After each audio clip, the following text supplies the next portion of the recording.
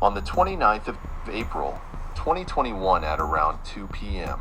In the afternoon, the South African Police Service, along with the Western Cape Anti-Gang Unit, were involved in a high-speed car chase near the suburbs of Century City in the city of Cape Town.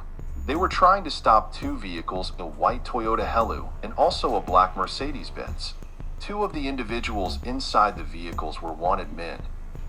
They were suspected of orchestrating the murder of Detective Charles Kir. 7, who was gunned down in front of his home.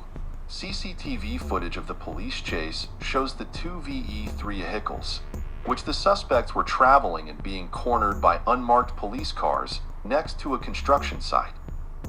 Construction workers are seen running away after spotting the police officers jump out holding machine guns, and surrounding the vehicles. The officers then opened the front doors of the Toyota Hilux and placed 32-year-old Nafis Madak, who was in the driver's seat, on the ground.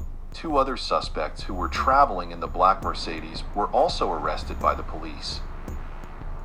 During the arrest, the two vehicles were searched. Inside the Mercedes-Benz, two unlicensed guns were recovered. In the second vehicle, which was driven by Nafis Mak, one other unlicensed firearm was found. And now to this developing story. Alleged underworld boss Nafis Modak and 3 others have been arrested in connection with the murder of top cop Shakinya, an anti-gang detective who was gunned down outside his Bishop L's home in Cape Town in September last year. He was investigating gun running and gang activity at the time of his shooting. The murder of Detective Charles Kir occurred on the 18th of September, 2020.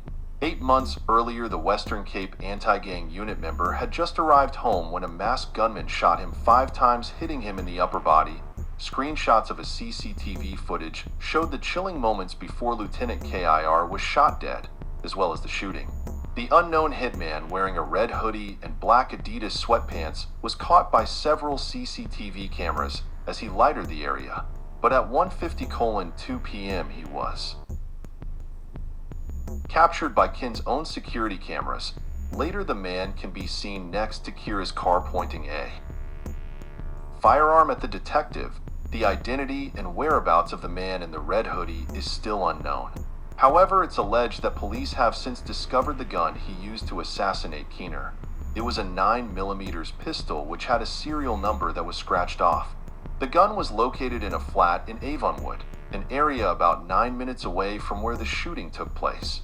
Shortly after his arrest, Nafis Mak was detained at the Drakenstein Correction Center, a low-security prison situated between Parle and France Hook. Within the Western Cape province, he's a very good guy, and we need people like him in our space. So whenever people like that is around, we must always look out for them. We need to stand up for what we believe, and especially people who comes with a good heart.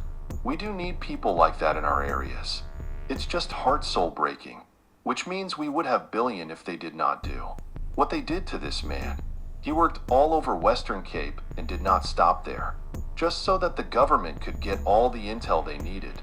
The fact that there's been a lot of plots to try and take him out just after he had made the case against those people. He hasn't even had an opportunity to make a statement.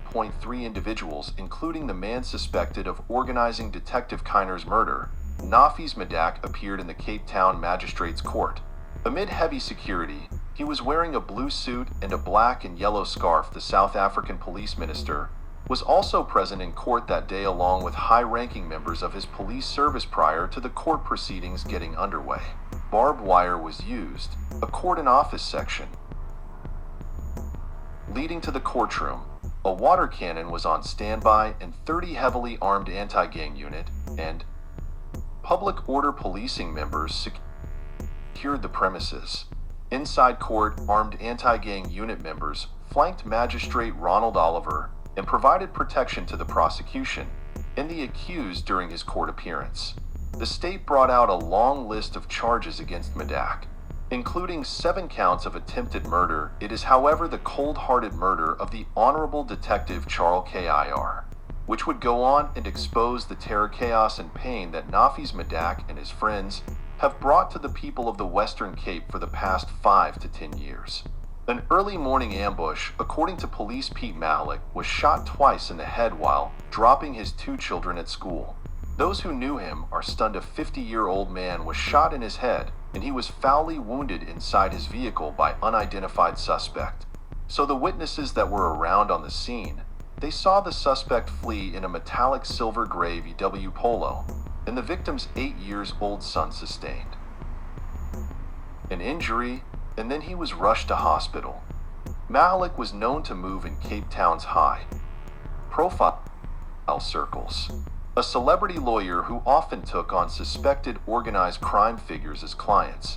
In criminal cases, investigators from the police's anti-gang unit were deployed to the scene. An inference that the shooting could be connected to Malik's defense of underworld figures.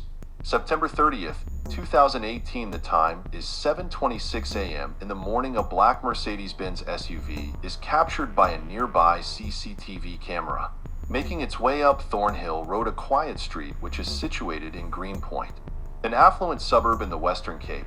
Now inside the vehicle was a family of three. A 58-year-old father named Pete Mick, who was seated in the driver's seat of the car, and also has 2 young children.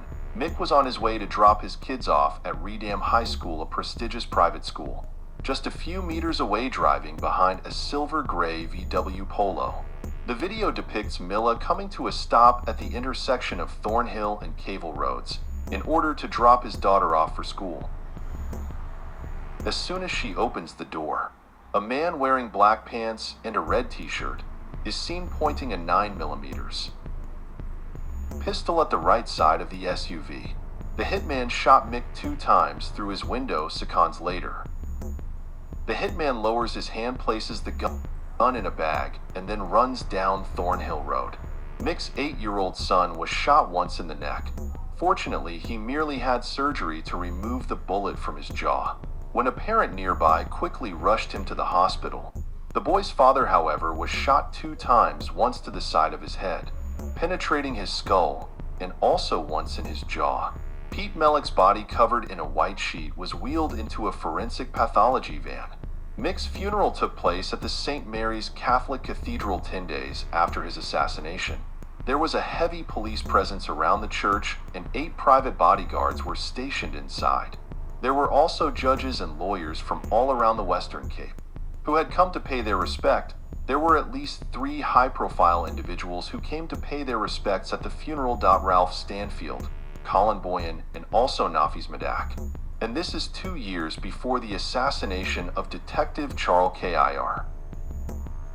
Stanfield is alleged to be one of the current leaders of the 28 Numbers Gang, a painful criminal organization which is situated in the Cape Flats.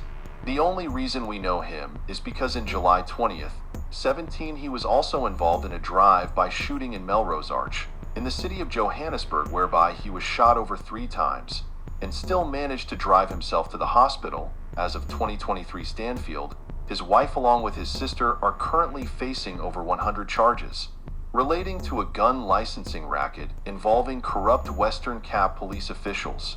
Colin Boyan is one of the alleged underworld bosses of the Western Cape.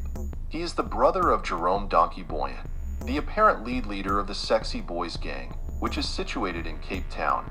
At Pete Malik's funeral, Colin Boyan was out on bail. He had been arrested following the murder of Adrian Peterson, who died in a shootout during an argument with him 2 months earlier. On the 14th of November, 2018, 14 days after he was assassinated, Pete Malik was supposed to attend a case in the Western Cape High Court, which involved extortion and money laundering. You see, Pete Malik was not just any regular civilian. He was lawyer, more specifically one of the best criminal defense lawyers in the country. He was known for taking on and defending individuals who were closely connected to the Western Cape gang underworld. The case that he was supposed to tend to on the 14th of November involved both Nafis Medak and Colin Boyan. They were accused of extorting the Grand Cafe nightclub out of 990,000 rands. In early 2018, the men face 1 count of intimidation and 8 of extortion, relating to the alleged takeover of security at the Grand Africa Cafe and Beach. Last year, the investigating officer also said that Modak and Cronier would be charged in connection with the murder of a bouncer at Cubana in Greenpoint. He's testified that bail should be denied as both Medak and Cronje are flight risks and would likely evade trial. CCTV footage of this incident shows Medak wearing a black vest and a white shirt leading a group of men into the venue that they had forcibly took over and allegedly extorted. The officer who was involved in investigating this case was none other than the Honorable Detective Charles Kir. Pete Mellick, however, was supposed to be Medak's defense lawyer as he had represented both Colin and Medak before. Although Charles Kira and Pete Mick used to be on opposite sides in court, it is said that they used to get along very well. It was during Medak's extortion case that rumors of high-ranking members within the South African Police Service, working with notorious Western Cape gangs, would start to spread around the country with the November 2018 extortion and money laundering trial. It was the first time that the general public would hear the name Nafi's Medak, and it surely wouldn't be the last. How do you feel about being acquitted and all charges dropped? That was a true story all the time. How do you feel about the perception that you belong in the underworld gang?